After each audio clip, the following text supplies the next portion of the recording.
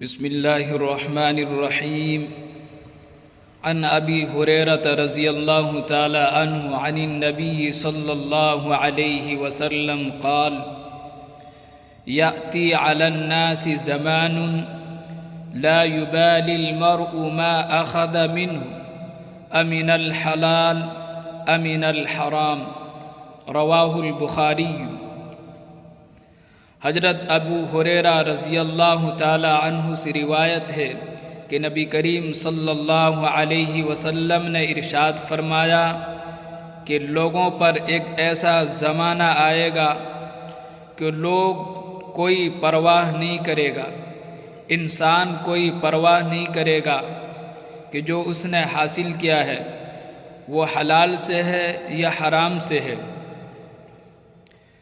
المختصر. نبی کریم صلی اللہ علیہ وسلم نے یہ ارشاد فرمایا کہ ایک زمانہ لوگوں پر ایسا آنے والا ہے کہ لوگ صرف مال کے حصول چاہیں گے، حرام اور حلال سے قطع نظر کرتے ہوئے صرف مال کے طلبگار ہوں گے. ان کے نزدیک نہ حلال سامنے ہوگا نہ حرام، صرف مال کے طلبگار ہوں گے. میرے مسلمان بھائیوں، کیا نبی کریم صلی اللہ علیہ وسلم کی پیشین گوئی اسی دور کے لیے نہیں تھا؟ کیا آج ہم اور آپ اس فرمان مصطفیٰ کے مصداق کے مطابق نہیں چل رہے ہیں؟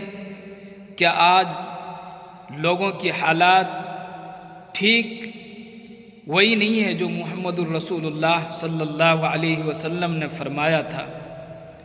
اللہ ہم سب کو حلال اور حرام کی تمیز کرنے کی توفیق و سعادت عطا فرمائے اور اپنے دین مصطفیٰ پر اور دین قیم پر ہمیں قائم اور دائم رکھے. والسلام علیکم ورحمۃ اللہ وبرکاتہ.